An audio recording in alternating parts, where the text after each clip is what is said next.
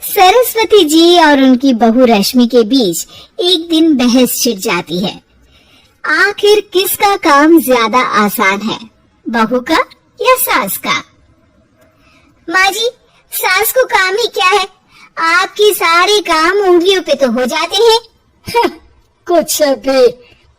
हाँ, हिसाब तो उंगलियों पे ही हो जाता है ना। अरे बेटा, ऐसा सिर्फ अभी लगता है, जो मुझे करना पड़ता है ना वो तुझे करना पड़े तो समझ आएगा कि असली काम का पहाड़ कैसा होता है। ठीली बराबर वजन भी नहीं है आपके काम में, और बात पहाड़ों के वजन की कर रही हैं आप। तू ऐसा करती ही क्या है घर में बेटा, ये तो बता मुझे। मैं थोड़ी ना कुछ करती हूँ, सब जादू से हो रहा है इस घर में। अरे एक दिन मेरा काम करोगी तो समझ आएगा। Okay okay, shut up. कल से मैं घर के काम करूंगी और तू मेरी जगह हर चीज का हिसाब रखना, ठीक है? ठीक है, ये भी कर लेते हैं। ये सास बहू की डील के बारे में रश्मि के पति अमन को नहीं पता था और न ही अमन के पिताजी सुरेश जी को। पर गेहूं के साथ साथ जैसे घुन भी पिस जाता है, ये दोनों भी पिसने वाले थे। सुबह अमन उठकर रेडी होता है ऑफिस जाने के लिए, तो पता है उसके कपड़े नहीं निकले हुए हैं। अरे रश्मि, तुमने मेरे कपड़े नहीं निकाले?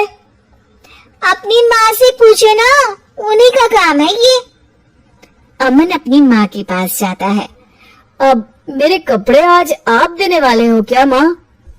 हाँ, देना तो मुझे ही चाहिए, पर तेरी बहू ने कपड़े धोने ही नहीं डाले, तो कोई भी धुला हुआ कपड़ा नहीं है बेटा। हैं? ऐसा क्यों? कपड़े तो धोने आप ही देते हो ना माँ?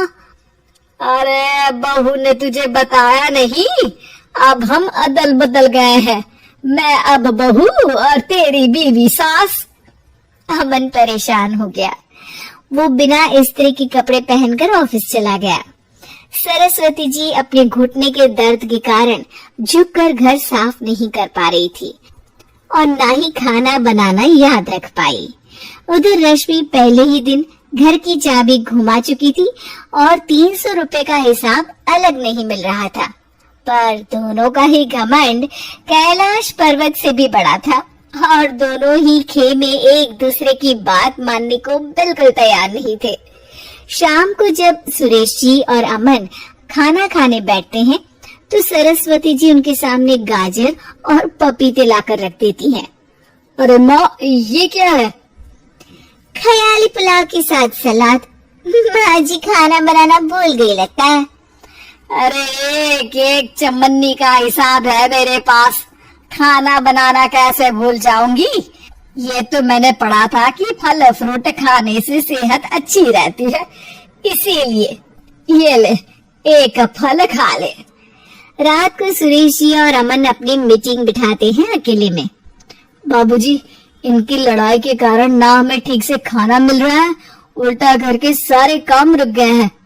हाँ बेटा, 2 भैंसों की लड़ाई में बेचारे खेत के पौधों का भी नुकसान हो रहा है। पर पापा, क्या बताऊं आपको, मैंने माँ को इस महीने की 2 तारीख को बिजली के बिल के पैसे दिए थे। आज बिल भरने के लिए मांगने गया तो पता चला कि रश्मि उन पैसों से गैस सिलेंडर ले आई। अच्छा, तो सिलेंडर के पैसों का क्या हुआ? अब सिलेंडर के तो कोई पैसे नहीं थे बाबूजी, हमारे घर पर गैस की पाइपलाइन लगी है ना। बेटा, इन दोनों का कुछ करना पड़ेगा, नहीं तो अपने घमंड के चक्कर में पूरा घर बर्बाद कर डालेंगे ये दोनों। अमन और सुरेश जी काफी सोच विचार के बाद एक निष्कर्ष पर पहुंचते हैं।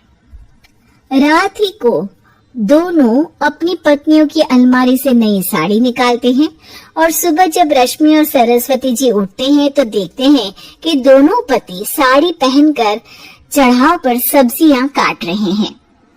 अरे ये सब क्या हो रहा है? क्या हो रहा है मतलब? आप दोनों अदल बदल हो सकते हो तो हम क्यों नहीं? अरे क्या मतलब? नहीं नहीं, मेरी भी बचपन से किसी की बहू बनने की इच्छा थी। तो आज से सरस्वती तुम बड़ी बहू, मैं मिडल बहू और अमन छोटी बहू। अरे लेकिन सब घर पर बैठ जाएंगे तो कमाएगा कौन? ये घर कैसे चलेगा? अब वो तो भैया या बाकी लोग जाने। अब हमने भी अदल बदल कर ही लिया है तो कुछ नहीं हो सकता। रश्मि और सरस्वती जी को समझ में आ जाता है कि उन दोनों की आपस की डील की वजह से इन दोनों को बहुत तकलीफ हो रही है और उनके ईगो ने दूसरों को कितनी यातनाएं दी है। अब असल में माँ जी आप सही थी, सास बनना बहुत मुश्किल है। अरे हाँ बेटा, और तू भी, मुझसे तो नहीं हो पाया सब घर के काम, वापस बदल ले क्या? हाँ हाँ बिल्कुल माँ जी, और अब आप दोनों भी बदल लीजिए। कोई आ गया तो आप दोनों को देखकर क्या सोचेगा? अच्छा है, आप दोनों के समझ में ये बात तो आई। मैं फटाक से कपड़े बदल लेता हूँ। अरे रुक जा बेटा, एक फोटो ले लेती हूँ तेरी। मेरी बेटी होती तो तेरे जैसी ही दिखती साड़ी में। और मेरा फोटो नहीं लोगे?